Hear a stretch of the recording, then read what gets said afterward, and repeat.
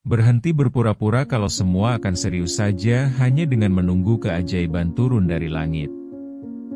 Kamu sudah terlalu lama membuang waktu dengan mengasihani diri sendiri, merasa menjadi korban keadaan, dan menyalahkan takdir atas saldo rekening yang terus menipis.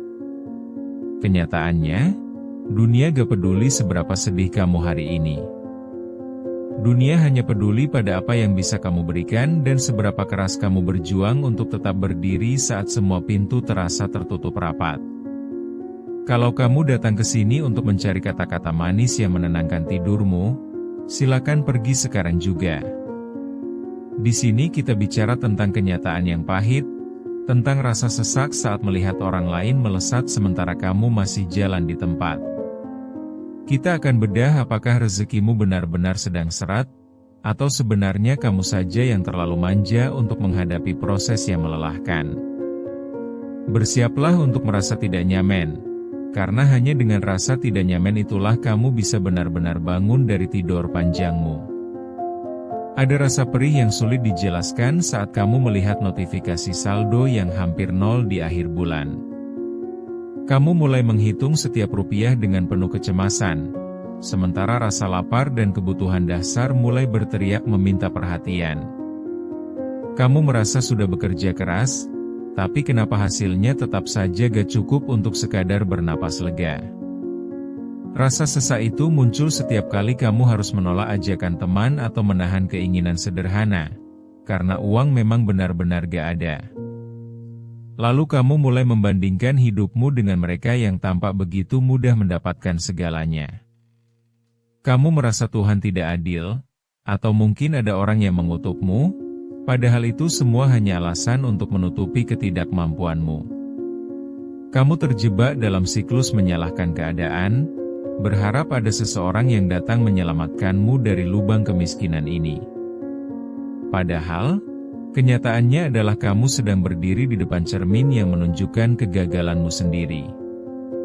Kenyataan pahitnya adalah, rasa seret yang kamu alami mungkin adalah cara semesta memberitahumu bahwa caramu bekerja selama ini salah.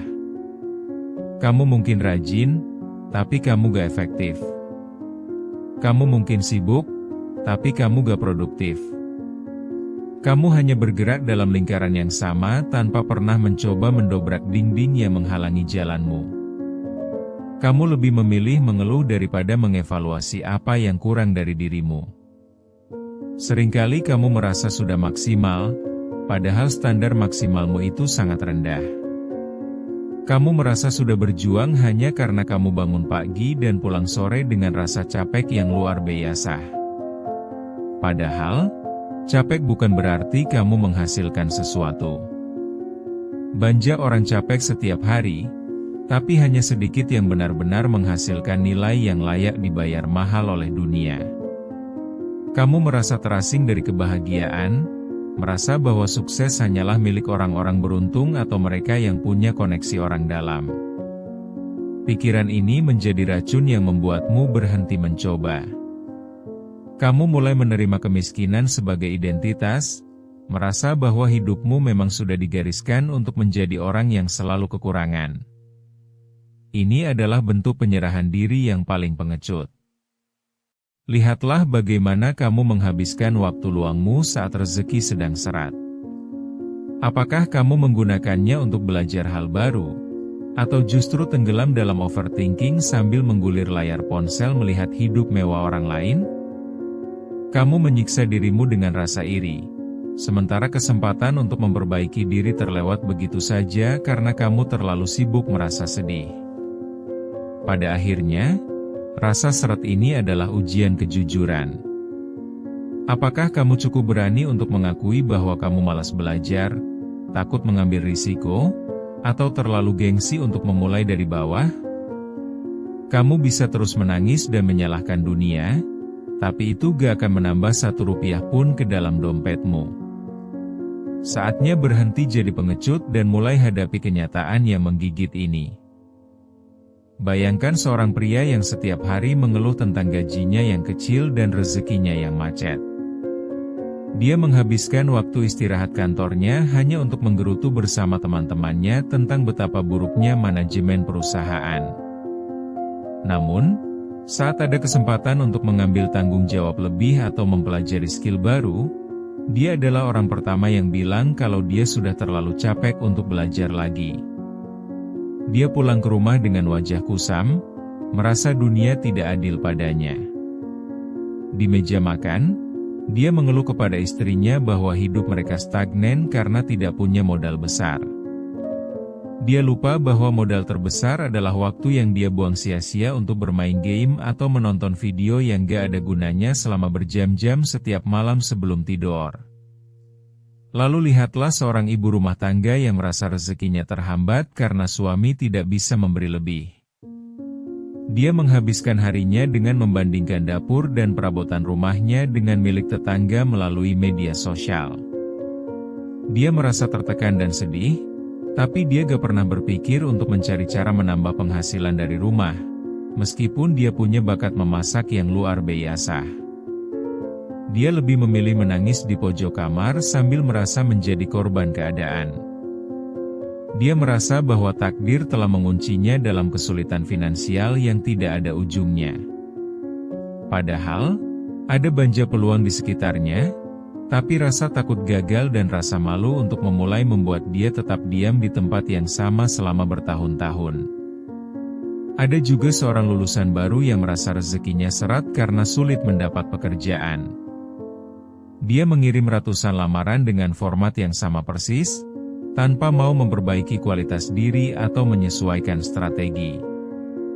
Saat ditolak, dia menyalahkan sistem rekrutmen yang dianggap tidak transparan, tanpa pernah bertanya pada dirinya sendiri, apa yang membuat perusahaan harus memilih dia dibanding ribuan orang lain. Dia merasa sudah berjuang hanya karena dia sudah mengirim email. Dia tidak sadar bahwa perjuangan sebenarnya adalah saat dia harus membedah kekurangannya dan memperbaikinya dengan disiplin yang keras. Dia hanya menginginkan hasil instan tanpa mau melewati proses yang berdarah-darah, lalu menganggap itu sebagai rezeki yang sedang macet. Titik balik terjadi saat kamu akhirnya berhenti bertanya mengapa ini terjadi padaku dan mulai bertanya apa yang harus aku lakukan sekarang. Rasa sakit karena kekurangan harus kamu ubah menjadi bahan bakar, bukan menjadi beban yang membuatmu lumpuh. Kamu harus sadar bahwa rasa lapar dan rasa malu adalah motivator paling kuat yang pernah ada jika kamu tahu cara menggunakannya dengan benar. Jangan menunggu motivasi datang, karena motivasi itu sampah jika tidak dibarengi dengan disiplin yang kaku. Mulailah dengan hal kecil, seperti bangun lebih awal saat orang lain masih tidur dan gunakan waktu itu untuk mengasah kemampuanmu. Berhentilah mencari validasi dari orang lain dan mulailah mencari solusi atas masalah finansialmu dengan cara yang realistis, bukan dengan cara instan. Kamu harus berani membuang gengsimu ke tempat sampah. Jangan malu untuk memulai usaha kecil, jangan malu untuk bekerja kasar, dan jangan malu untuk bertanya pada mereka yang sudah lebih sukses. Gengsi tidak akan bisa membayar tagihan listrikmu, dan rasa malu tidak akan bisa memberi makan keluargamu. Saat kamu mampu mengalahkan ego, disitulah pintu rezeki mulai terbuka perlahan. Terimalah kenyataan bahwa jalan menuju keluar dari kesulitan ini akan sangat melelahkan dan membosankan. Akan ada hari-hari di mana kamu merasa ingin menyerah lagi, tapi ingatlah rasa sesak saat dompetmu kosong. Gunakan ingatan itu untuk mendorongmu berjalan satu langkah lagi, meskipun kakimu sudah gemetar karena beban hidup yang terasa sangat berat. Sekarang pilihannya ada di tanganmu, mau tetap menjadi pecundang yang hobi mengeluh atau menjadi pemenang yang berani berkeringat.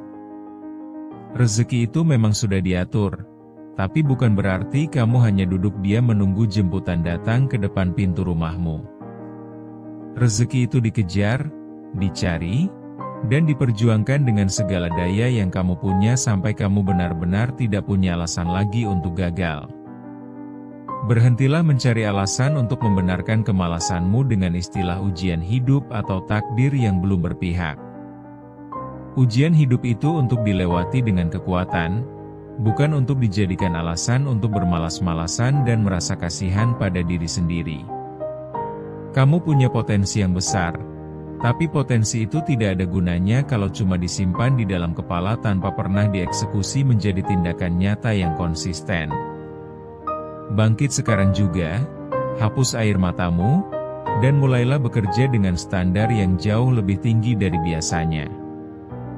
Jangan kasih kendor sedikit pun sampai kamu melihat hasil yang kamu inginkan itu terwujud di depan mata. Dunia tidak butuh cerita sedihmu. Dunia hanya butuh pembuktian bahwa kamu mampu bangkit dari keterpurukan dan menjadi versi dirimu yang paling tangguh.